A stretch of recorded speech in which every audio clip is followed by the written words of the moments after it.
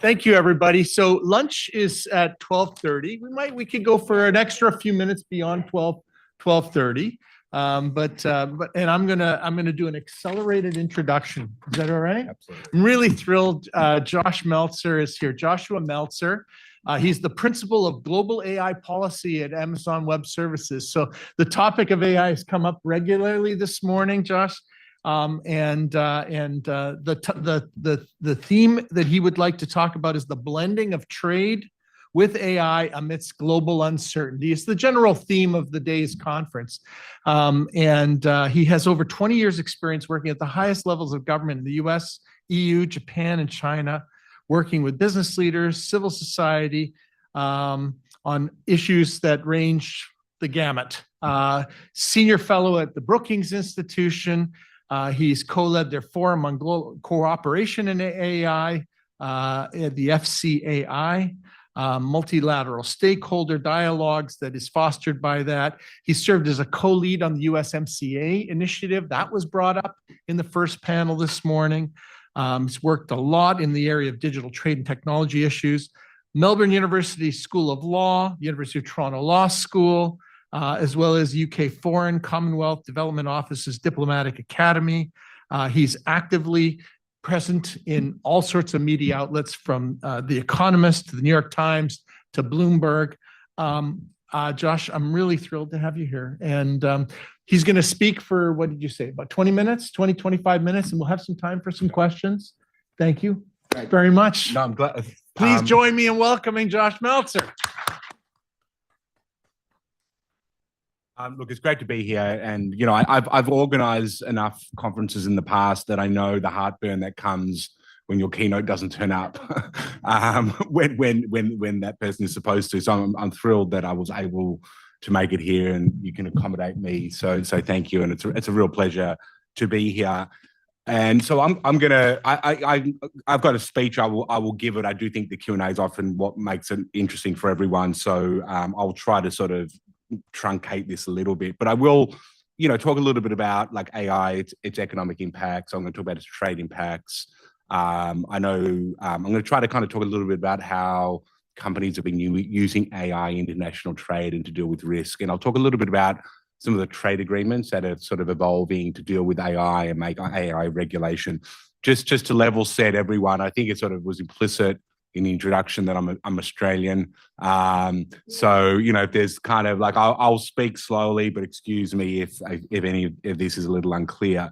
So just to understand, some of the big economic kind of implications of AI, one of the ways to think about it is its productivity implications, right? Like at the end of the day, if this is a general purpose technology which will have myriad uses across the entire economy, like what will really matter is how it's used and how it makes things more efficient and the economy more productive. And so the kind of the best assessment I've seen out there is that labor productivity in the US could increase by around 1.82%, which sounds little, but the current labor productivity is about 1.82%. So effectively, it's a doubling potentially of US productivity, which is potentially very, very significant.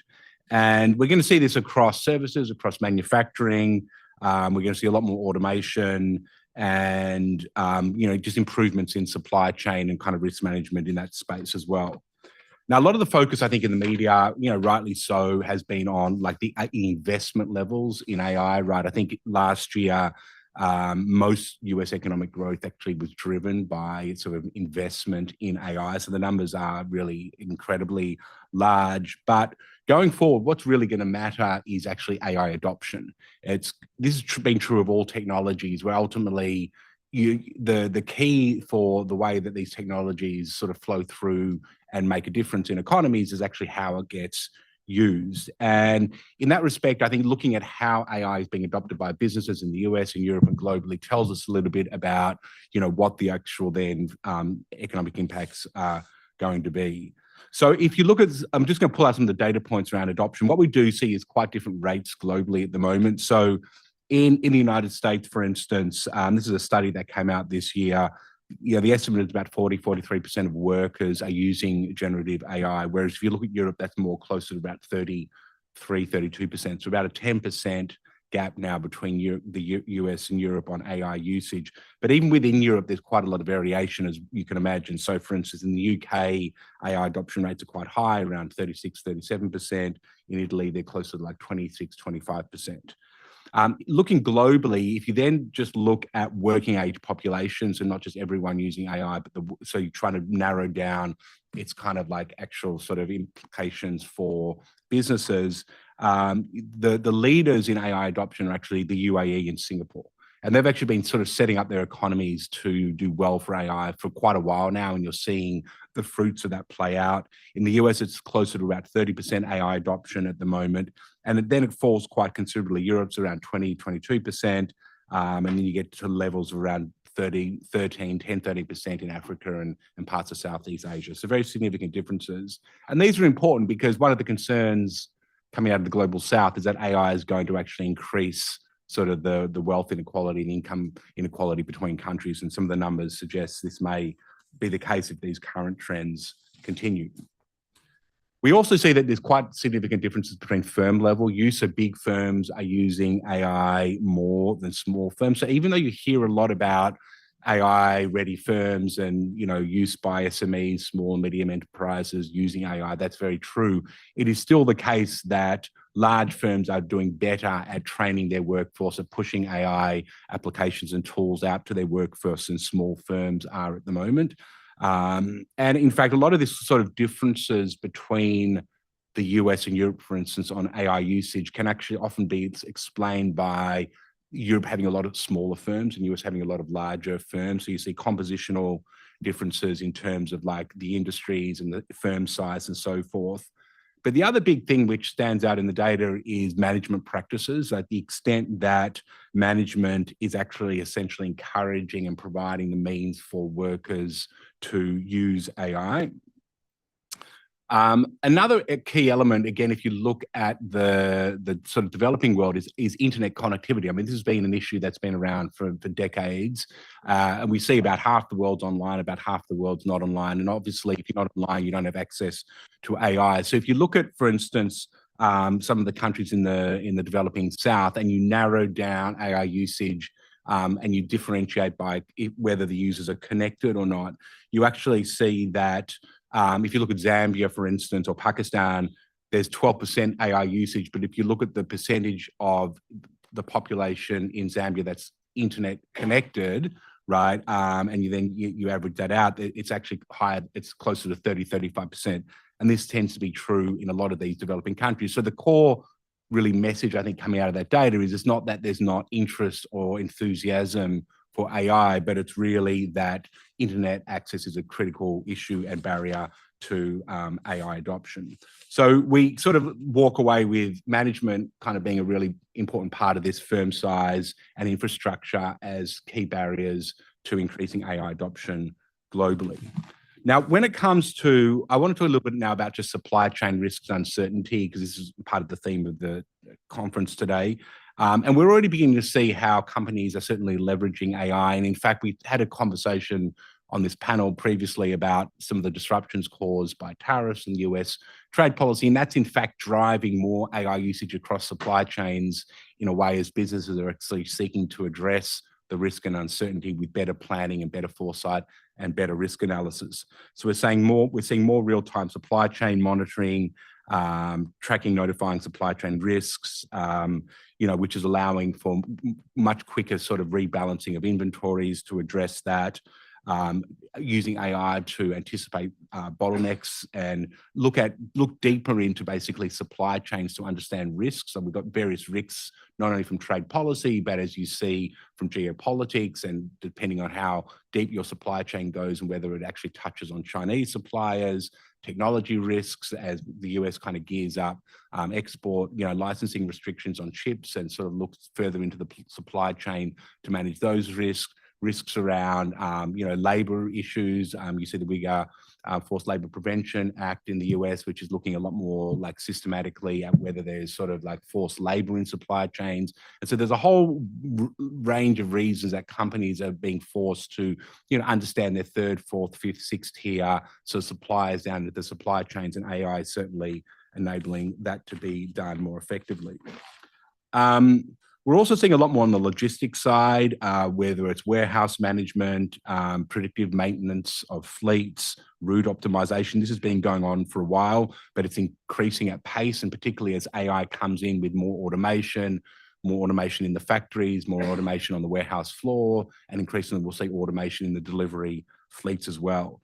There's a survey by Gartner that suggested that by 2031, so we're only talking about the next 5 years, 60% of supply chain disruptions will be resolved without human intervention. It will completely be AI driven and automated. So in this context, we're seeing a lot of opportunity on the trade side, and this is going to be multifaceted and the use cases will be extremely varied.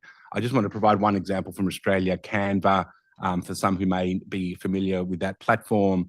They serve 80 million users in 190 countries with AI-powered design platform, based in Australia, basically, and allowing collaboration and scalability of international, essentially business models. And so you can basically have, very much AI-driven services that are being scaled globally. So there's going to be a huge, I think, opportunity space for services-driven, software-driven firms to use AI intelligently. And then if you look at the good side, Maersk, which we're all familiar with in Denmark, is leaning heavily into AI on the trade logistics and compliance front and making their operations a lot more efficient. Now, when thinking about the impact on international trade, there's a range of ways of thinking about this, but I think just to sort of put it at a business kind of operational level, I think there are three key areas we're going to increasingly see this. One is going to be on logistics, which we've been talking about. The other is going to be on reducing trade compliance costs, so just using it from a kind of a reg tech perspective to navigate not only tariffs, but different, essentially, customs and other compliance regimes across the world. And the other, in fact, is going to be through language barriers. One of the data points that eBay actually has was that if you use their English, Spanish translation services, then their businesses were selling into Latin America essentially at rates 16, 70% higher than without that service. So language has always been a non-tariff barrier to trade. It's been a huge barrier to essentially non-English speaking countries, particularly selling into large English speaking markets like the US in particular, Canada, Europe, and elsewhere. And so the language translation capabilities, I think, are going to be very significant there.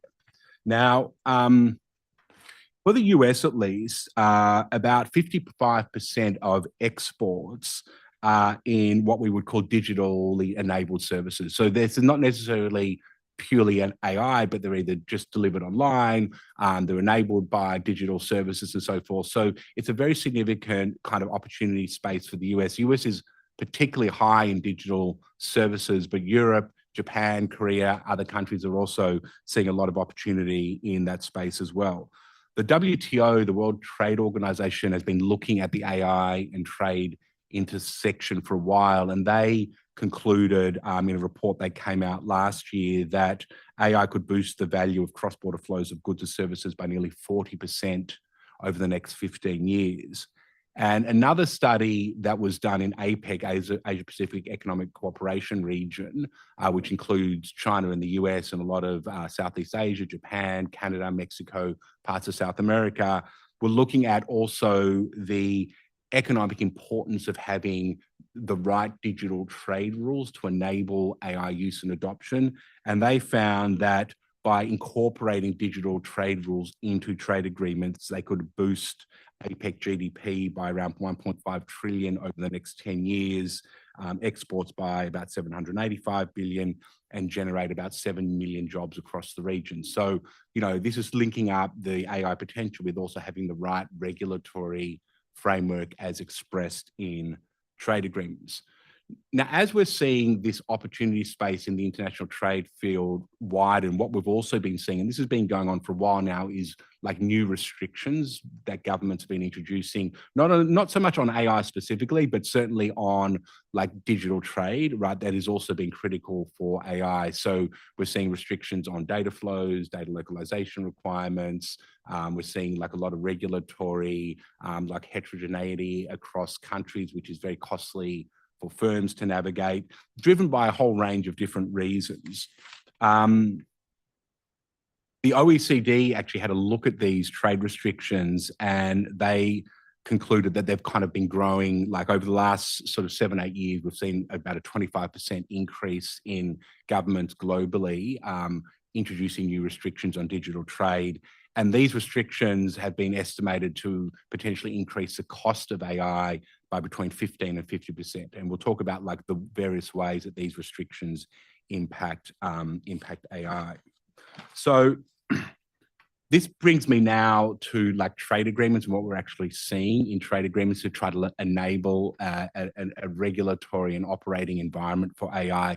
And what I would say is that we're in a strange space when it comes to trade agreements. We had a lot of US leadership on sort of digital trade broadly in the 10 years between sort of between 2019 and 2020 a little bit, 2010 and 2020, sorry. And a lot of the key provisions, this is like a little pre-AI in a sense. I mean, AI was there, but ChatGPT hadn't come out really.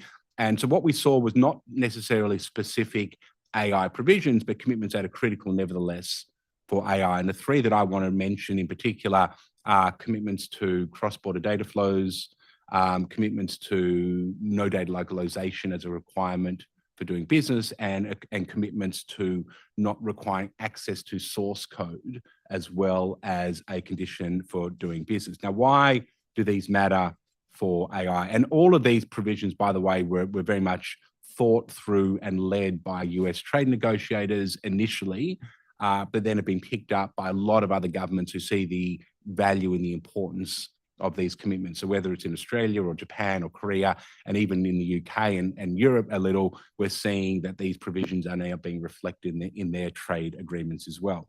So clearly, when you think about cross-border data flows or cross-border information flows, access to data is critical for AI, right? It underpins the whole architecture of how data flows globally and enables digital trade. Then data localization is also particularly important.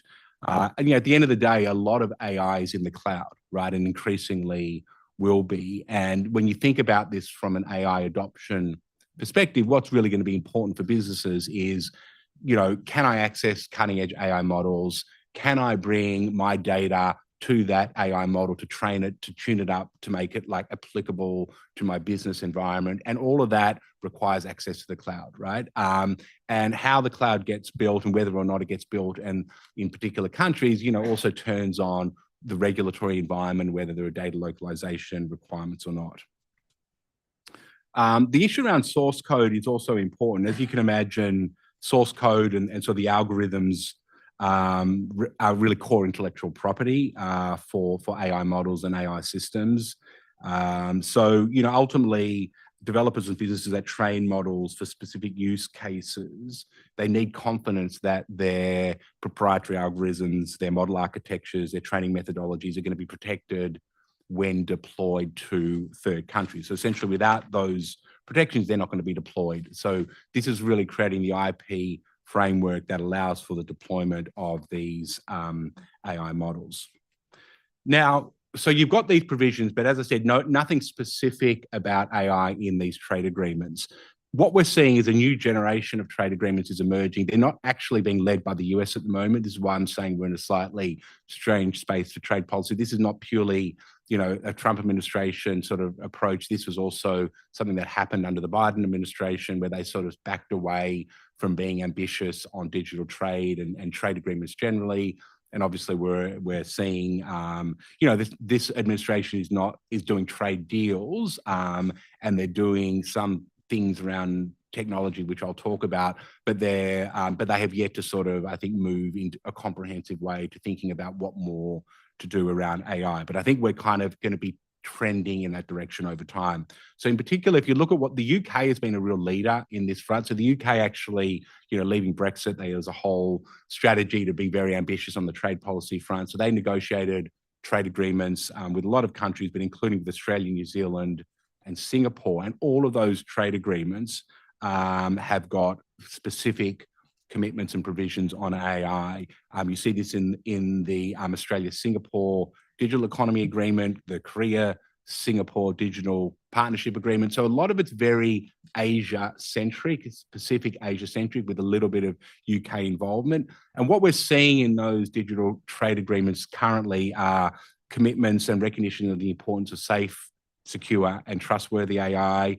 We're seeing a lot of work going into the importance of international AI standards. This is actually going to be a really critical building block in terms of dealing with different regulatory approaches to AI that are emerging globally. Trying to get common international AI standards that underpin the regulation, I think, is going to be the key way that we kind of build certain levels of coherence amongst the different approaches to AI regulation.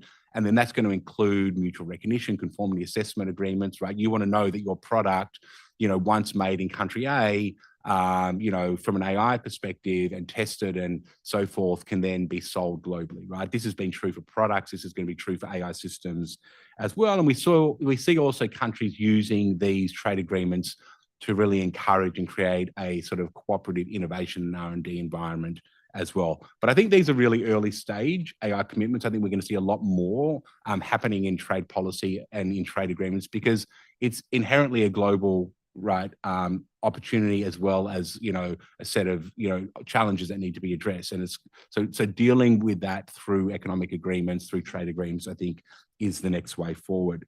I do want to just quickly note that the US has negotiated these MOUs, technology MOUs, one with the UK and another with Japan, and there is some language in there around support for AI innovation. And for those who've been looking at the what the White House has been saying on this exporting the US AI stack, right? So there's a sort of an administration ambition that essentially there's going to be a program which is going to sort of export the entire AI stack from the infrastructure through to the models, and that countries are going to use the AI stack. And I think the idea is that through this global dissemination of US sort of AI technology, it will also informally de facto set global standards for AI, right? And so there's a lot of kind of work to make that happen. So let me just conclude by saying that I think that we're going to see AI fundamentally shaping international trade and supply chains. It's going to have a huge impact on labor productivity and GDP going forward. The numbers, there's a range of numbers, right, in terms of how big that GDP impact will be, but potentially very significant. And I think trade agreements, are going to be an increasingly important space where we're going to build sort of the international cooperation alignment on the regulatory innovation and standards front that will kind of create a enabling environment for businesses to adopt AI in the future. So let me stop there. That's great. Thanks. Thank you. Well done. That was great. We have time for about 2 or 3 questions, and I'm going to use my prerogative first, if you don't mind, as sitting here at the front. Why? Yes, me. I've been talking too much. Well, I'm going to try and tie the theme of the second session with the first session on. And there's a lot of talk about trust. And you're talking about the building of trust in these agreements at the government level. And you heard from the CEOs of these companies about the importance of trust as it defines the culture of the companies and the organizations. So my question to you is, how do you think about the winners and losers among the companies as these trade agreements emphasizing or built around AI come forward? And they're going to come forward, right? And to build this greater trust environment. What are the attributes of these companies that are going to be succeeding in that environment? What are the attributes of the companies that are going to fall behind in that? Yeah, I mean, I'll do my best. I think so. One of the things that is, I think very unique. I mean, there's a lot of things that are unique about AI, but the adoption rates around this technology are extremely rapid. If you look at the computer, period, it took a decade or so for computers to actually appear in offices. It took a while longer for then the productivity impacts to be felt. This is happening in a very short span of time. These models are also improving in capability extremely rapidly. Like if you look at sort of Anthropic and their Claude series of models, every 6 to 8 months, we're getting a new model release, right? So there's a space of a rate of so the space and rate of increase is extremely rapid. So I think everyone's in an experimentation phase. I think at the moment we're seeing a very early stage use of AI, which is sort of a form of how can we use AI to kind of automate processes more effectively, more efficiently? And it's a bit like plugging in AI like a software into a system and using it in those terms. I think we're going to realize that that's a small part of what AI is actually going to mean for companies, because it's much more than a software. It's actually like a new intelligence, and it's going to require a lot of creative thinking, I think, on the part of leaders around what does that actually mean for their company, and how do we get workers to use it in a way which maximizes their productivity, as well as maximizes the use of the AI for that firm. So there's going to be a lot of just beyond, automation, incorporating AI in thinking through new products, identifying new markets, coming up with new processes and methods. And so I think we're only at the early stage of seeing that evolve. And so the firms that do this well are the firms that are going to, I think, be thinking comprehensively about AI and thinking about it over the long term, and not just thinking about it in terms of sort of the short-term kind of automation implication. I think those will be important, but I think the bigger impacts will happen over time. Full integration. Great. This gentleman here would like to speak. Well, it's a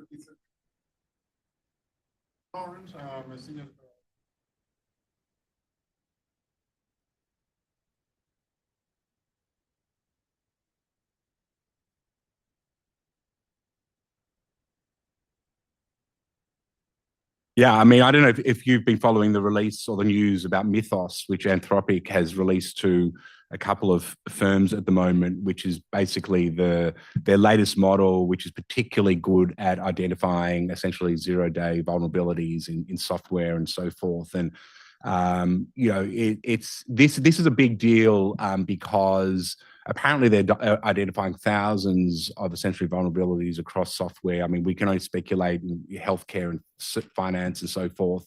And it's sort of underscoring that AI is going to be good at cyber offense and cyber attack, and that the lag time between a US company having these capabilities and a bad actor having these abilities maybe months, right? And so it's going to require, I think, a lot more on the cyber defensive side. I mean, the ultimate sort of framework for thinking about cyber in this context is we're going to have a lot more capable AI systems doing cyber attack, and we just need to be better at cyber defense, right? And so it's going to require a lot more cooperation, I think, among companies and government. It's going to require a lot more investment in cyber defenses, training, and so forth. I think we're probably going to have some challenges along the way. I don't think this will necessarily be a smooth part, but I think that the ultimate steady state is where we actually end up with AI that's better at cyber defense, or is a little bit ahead of the AI when it comes to cyber defense than cyber attack. And that is where that's where we'll land. Let's go to Marcella. Yeah, thank you. The questions I have is how do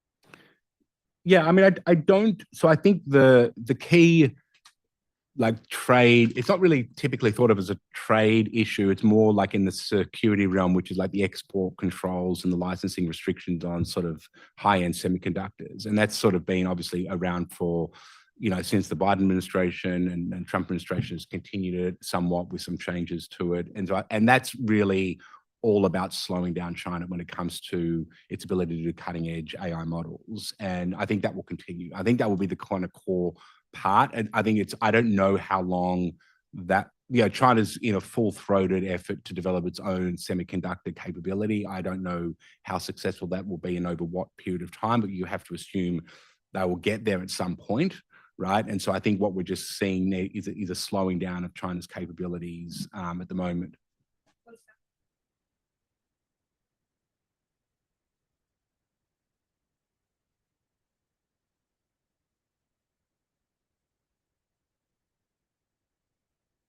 Yeah, I think there's probably truth to that, right? I don't know. It's very hard to, game out what the counterfactual would have been and if China would have remained committed to using US semiconductors in the absence of restrictions, or whether they were going to go down that own path on their own. But I think it's certainly clear now that there's every incentive for China to do this on their own for sure.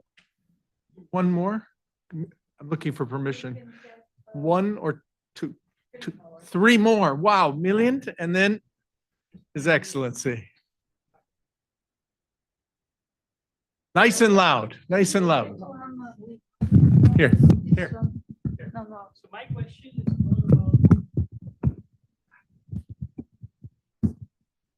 worldwide, right? Not just in the US or Western Europe or China, right? I mean, so how do companies or how do even firms that are not located in this part of the world think about the bias that might be inherent in all these training models?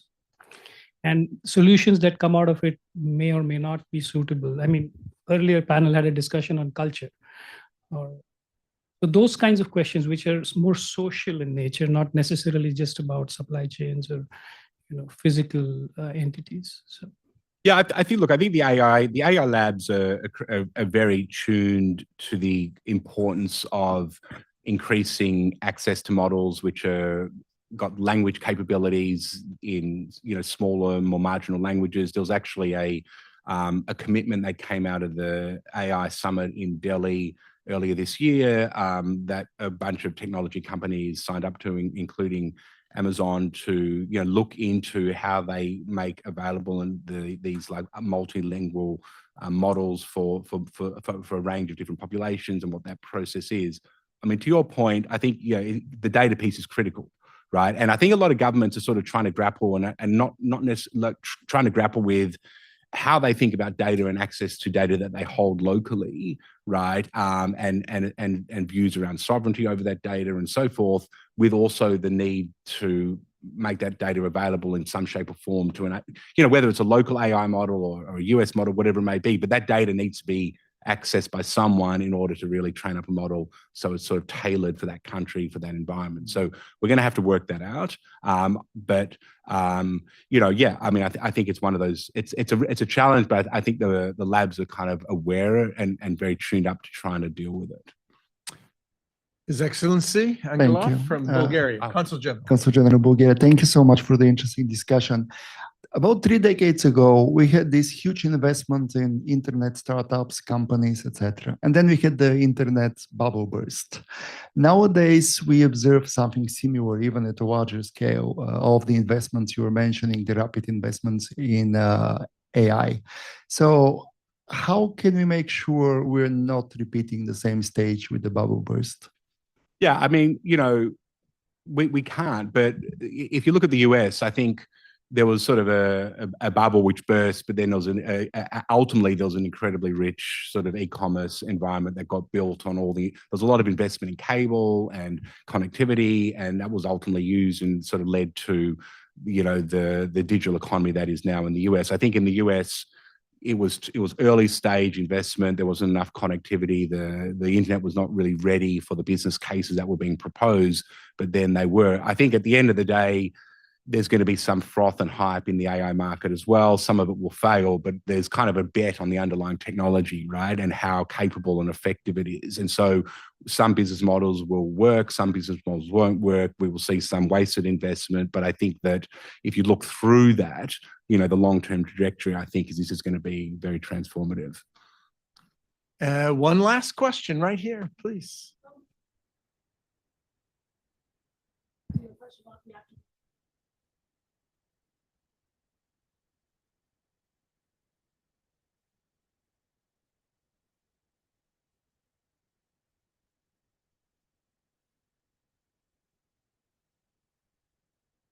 You don't get the change.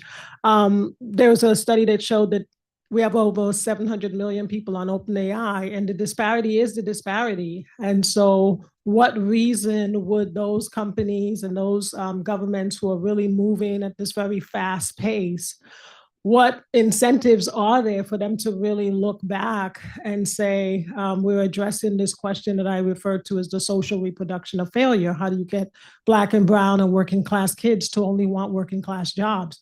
Well, now with AI, those jobs are not even there anymore. So where do you see, in terms of the trade, in terms of this complexity of how people are trying to figure out trust and figure out what the environment would look like?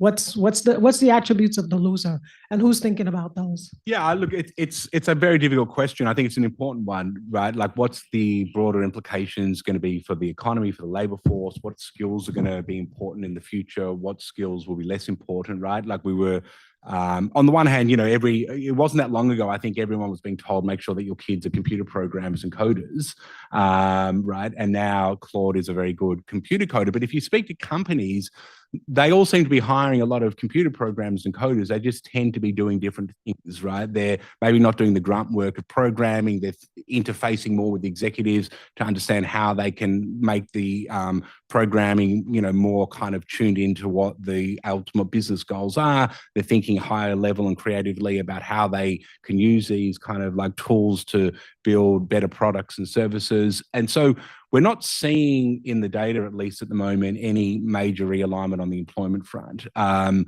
so I think it's a hard kind of crystal ball gazing exercise to try to work out like where we're going to end up. On the one hand, there's, a view that this is going to be catastrophic and it's going to be a very abrupt kind of shift and we're not going to be prepared for it, and that there will be an adjustment. Economists will say, look, over some period of time, the labour market will adjust, there'll be new jobs, and we'll still be back to plenty of levels of employment. And if in that case, then the adjustment period is critical, right? Like, is it sort of slow and gradual, or is it kind of like abrupt and sharp? And we've never really gone through a major abrupt and sharp shift that is economy-wide, right? We've had it in particular professions at times. But then others are saying this is going to be a slower kind of wave. It's not going to be like a crash. It's going to be a tide that rises slowly, and that there'll be time for adjustment in the labour market. It's also what's new about this technology, I think, is that it may be coming for middle-class white-collar jobs rather than, the typical automation threat was for like blue-collar jobs in factories. And it may be that this time around, it's actually a lot harder to automate kind of plumber, construction worker, electrician jobs. It's going to be a lot easier to automate the lawyers and the accountants and the consultants, right? And so there's a whole political economy. This may also be very different. Yeah. With that, lunch is out there in the hallway. We'll gather back at 1:20, but I'd like to ask all of you to join me in thanking Josh Meltzer for that wonderful. Thank you very much. It was really good, really good. I took 5 pages of notes. It was great.